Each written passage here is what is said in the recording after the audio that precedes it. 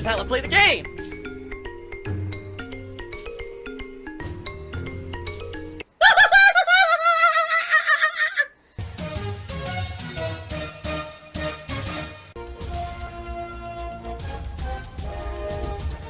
Oh my god! What the fuck? Holy shit! That is an epic fucking intro, dude. And I have to warn everyone. Warning. What you may see right now is going to be absolutely disgusting. Sound good? Sounds good to me. Just so everyone knows, I'm going to continue to play the game this week and then next week, but once Final Fantasy VII Rebirth comes out, that's my focus. I just want everyone to understand this. Yes, Baldur's Gate 3 has literally been my focus for almost 2 months now. I'm over 80 hours into this playthrough. But when Final Fantasy VII comes out, I'm all over it. I'm excited for the game. It's actually right now my most hyped game of this year. I really want to see what they do with that game because the plot can go anywhere now because it's not confined to just the plot of the original Final Fantasy VII. The graphics look amazing. The combat's really good. You know, it was really good in the original Final Fantasy VII Remake, so I'm excited for this. And I cannot wait. So, I'm going to be all over that game. And I hope that you guys are ready for a lot of coverage of Final Fantasy VII Rebirth because I'm super excited for it, okay? Baldur's Gate 3. We'll continue to play it, but it's definitely going to be reduced, the amount of time that we play it, alright? We'll likely break it up, and it'll be like Baldur's Gate 3, maybe one major stream a week, and maybe a night stream or two a week. We have to see how I can fit it in. Oh my god, he's drinking piss. But it's definitely not going to be the focus for a while. Because then in March, we have Rise of the Ronin, Dragon's Dogma 2. Those are the first, I think, 2 major games. They come out around the middle of the month. And then we got more coming out later in the month. So all those new releases will now be the focus, okay? I did my best to get as far as I possibly could in Baldur's Gate 3 in the time that we had. I hope you guys appreciate that. Like, I played the shit out of this game. Despite the fact views on the streams have floundered. This game doesn't even retain 300 viewers anymore, right? Look at the videos. I got videos from last week that don't have 300 views yet. But I'm pushing through, trying to do as much as I can, because I know that this has to go on the back burner while I play new games, okay? So, we'll see what happens, but Final Fantasy VII is coming. Now, again, I'm doing my best, and I can't wait to see what Act 3 has in store. I guess we're going to find out. Alright, last night was Friday Night Fights, Tekken 7 with Yoshimitsu. Once again, I'm going to echo what I said. Man, I am sad that people are not really engaging with Tekken 7. Excuse me, Tekken 8. And the reason I say that is, again, when I played Street Fighter 6, I had people coming out in droves to watch me play. I had people who were engaged, talking with me about the gameplay elements, supporting the streams. Playing Tekken 8, it's harder to get people to come watch. I get maybe 1 or 2 people who even understand Tekken in the chat, and they try to help me. Really, they try to help me. But just to give you some perspective, yesterday they're talking about the fuzzy. What the fuck is the fuzzy? I don't know what that is. I guess that's Tekken jargon, like Tekken terminology. I don't know what a fuzzy is. To me, a fuzzy is something I pull out of my belly button. That is disgusting. Oh my god. Oh, that is nasty. Oh. Oh my god. After wearing a shirt like this all day. At the end of the day, you know, it's like a big clump. That's a fuzzy. I don't know what they're talking about.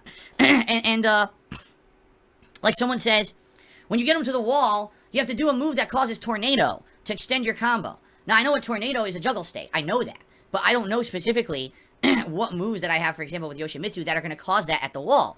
So instead of saying that, suggesting something would be better, right? But the thing is, we have like 1 or 2 people possible, even watching the stream, who understand Tekken. So I'm not really getting the level of help that I got when I played Street Fighter 6. When I played Street Fighter 6, we had people constantly trying to help me learn things and give suggestions and stuff, and that was great. And, you know, with Tekken, it's a different animal. Like, I don't even see the same people around for Tekken that were here for Street Fighter 6. A lot of them haven't even come back, so it lets me know that I guess Street Fighter has more height when it comes to my viewing audience than Tekken does.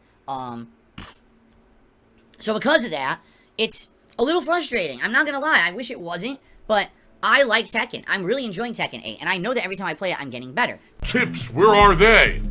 But, yeah, it's disappointing, because do I have a set group of people who come out for it? Yes, but it's nowhere as big of a crowd. It's nowhere as engaging or supportive as a crowd as Street Fighter 6 was. I would love to play Tekken more, but at this point, you know, playing it twice a week seems like the limit. You know, I can't even barely get people to come out for it. It's hard to keep playing it, right? Oh my god, he's drinking Hulk Hogan's sperm? And there you go. Fed Roger says, Kuma, when? When? That's what I mean, Fed Roger. How am I going to keep investing time in learning new characters when I'm only playing the game twice a week? I'll never get good at the game, ever. I'll just stay at a base level and get spanked. The second that I hit like that 100,000 point mark, I'll just constantly lose. I'll never improve if I keep picking new characters, right? So there you go. I don't know what else to say, you know. I wish that I could play it more, but that's the limits of what's going on right now. Unless things change, but I'm not really seeming to get an audience for it. It sucks. The game's not even a month old. I like it a lot. I think the graphics are outstanding. The gameplay engine is very sound. Yes, the online connections can be hit or miss, but I'm still having a good time. There's ample time. There's still a few minutes for ginormous contributions to come in. Like if someone just wanted to drop like a giant $100 tip or, you know, like a $50,000 tip, that'd be great. It's hilarious. I remember particularly some of the commentary on it and some of the things that we did. It's pretty darn funny. So I can't wait to do this retro react with you all on Sunday night over on the Throwback channel. I hope you will join me for this special night where we enjoy Heavy Rain. And I will say this. So far, we've done Red Dead Redemption, Dark Souls 1, and now Heavy Rain. Out of those three, I would think Heavy Rain is the one people are going to want to see again and again. It's that good of a playthrough, right? So, I hope, and by the way, what's hilarious is idiots who say, oh, well, don't you remember some of the commentary you did in that? Of course I do. I'm not stupid. There's one part where I believe I say something racial, which I shouldn't have said. It was meant in jest. It's meant playing a character, but I said it in jest. You know, it's funny in the moment, but then you realize, oh no, a white guy said that. Oh no, right? Oh no. In 2010, no one cared. In 2024, if I said that, people would be hanging me by my underpants. You know what I'm saying? Oh my god, he's drinking wheelchair donations. But that's like one moment in the whole playthrough. I'm trying to remember what else is in there. I don't think there's anything that bad besides that. Like, that's the one thing in the entirety of the playthrough that I think people will have issue with, that one scene with that commentary. But outside of that, the rest of the playthrough is just hilarious. So, I cannot wait to do this. Seriously, I cannot wait for this. I think it's going to be a great night. And I hope you guys will come hang out with me on Sunday night on DSP Throwback, okay? By the way, I should bring this up. I have absolutely no idea if this is true or not, alright? However, you may have noticed that recently, when the trolls are coming in here and trying to gift out the fake memberships or the insane discount memberships that they can buy like 50 for like $1. Less than that, actually, okay? We've been shutting them down. We found a way that as soon as those gifted member bombs come out, if you click on it and we hit block and remove, it just stops. So you might have like a few that come through and then they stop. People are saying, and I think it's true, it actually just stops them from existing. Oh my god. So it's not just, oh, you don't see the pop-ups. They never get handed out. So therefore, I can stop the fake member bombs. I think, in theory, they can be stopped as long as moderators are paying attention. Okay? Now, of course, this is not always going to be possible. There's going to be times when there's not enough moderators. There's going to be times when I'm not paying attention because I'm in the middle of something in a game, right? But it looks to me like when this happens now, we can pretty much shut it down almost right away. So I'm going to keep an eye on this. And again, I'm not going to get my hopes up. You're right. I'm not going to get my hopes up. I'm just going to keep my eyes peeled. And when it happens, I'm going to shut it down. My moderators are shutting it down. And if this works, it may mean that within a month, we can get rid of all the fake memberships. And we'll get back to normal. Alright? I'll keep an eye on it. I will. I'll keep an eye on it. And let you guys know what I find. But I don't want to get excited too early about this. I don't. Okay? Oh my god, he's drinking AIDS. So I'll let you know. I will let you know what happens, okay, everybody? Cool. But in the meantime, if you haven't noticed, last several days where these idiots have tried it, we shut that shit down right away and it doesn't bother the chat, it doesn't bother anybody. We turn it right off and full speed ahead doesn't affect anyone negatively, which is great. Genetics, the fact that you actually just referenced Ice Poseidon as a positive in my chat shows how out of touch so many people are on this planet. If you think Ice Poseidon is someone to look up to as an example of how to vlog live things you do in life and make money, do you not know of Ice Poseidon and what he's been through and the things that have happened around that guy? You're out of your fucking mind. Who would want to aspire to be like that? You are nuts. You are wild. That's right. At least from what I've seen, a while ago, a few years ago, I saw a documentary about Ice Poseidon. And basically, yeah, his whole life is ruined because his whole life's online. So everything got destroyed, right?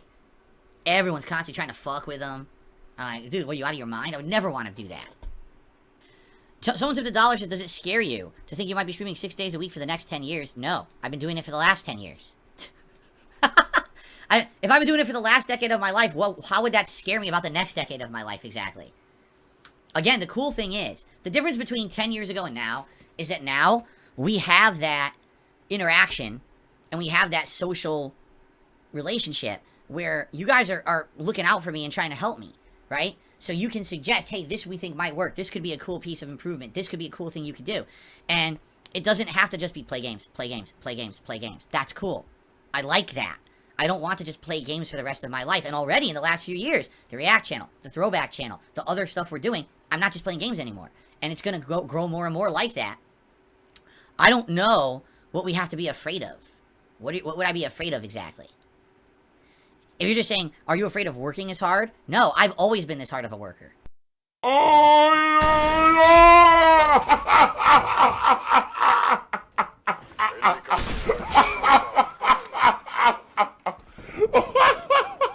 Even before I was a streamer, I was this hard of a worker. I was just doing it offline with a camera rather than online with direct capture and a stream. I've always worked this hard. My whole life I've worked this hard. When I had the jobs before, when I worked at the helicopter company, I was working twice as much as most people at the company. And then they took advantage of that, and then they laid me off. You know? That's just how it's always been with me. I'm just used to that. That's my life, right? That's, you know, I'm a workhorse. And kind of the problem here is, maybe that's why, over the course of my life, I've had issues with relationships, you know? When here I am working my ass off constantly, other people are, well, why isn't he spending time to hang out? Why isn't he doing this as a friend? Because I'm busy. I'm working all the time. And that's probably a major problem, right? Right now, do I wish I could work less? Yes. Can I work less? No. Will that change? Maybe. I told you, I had things working for me, and then when the economy screwed up, and all the prices went up, and all the interest rates skyrocketed, it fucked me. If that hadn't happened, right now I might have been in a much better position. I might have been able to refinance, I might have been able to do things financially that would have actually helped me out, and I would be in a much better position today, where this stuff like dumb gifted memberships wouldn't even be a big deal. And there's not much I can do about that, right? Like, that's life. There's ups and downs, there's things that change. You know, we have an election coming up. Things might flip again. You never know. I always say this, that life is a pendulum. It swings this way, and then it goes all the way, and then whoosh, then it swings back the other way, and then whoosh, it goes back again. So in my lifetime, I'll probably see things go back and forth 10 times. And you roll with those. And you do the best you can in those times, right? So, I'm not going to freak out about it, no. 10 more years doing something that I love, 6 days a week, doesn't sound so bad to me. I work 6 days a week over full-time hours. I work more in the days that I stream than if I had a 9-to-5 job. I work more now than I ever did. Like this job, I worked more doing this than I ever did for any other job that I had previously. So, I hate to tell you this is a real job, and it actually is one of the more challenging, if not the most challenging job I've ever had in my life. There's still this back here. And it's still in the back of my neck, the back of my head, the back of my mind, and it's always telling me it's WWE Champions time. I love it. I love it. Is a mobile game addict. Phil has indoctrinated children who send him money, blatantly milking for money. It's a money pit. It's gone, just gone like that. In an instant, fucking gone. I just care about money. That I just can't help it. I eBay. Contributions are mandatory, but I need your help. I am appealing directly to you. No decency, no respect, no common sense, no fucking maturity. Is the guy who just doesn't get reality.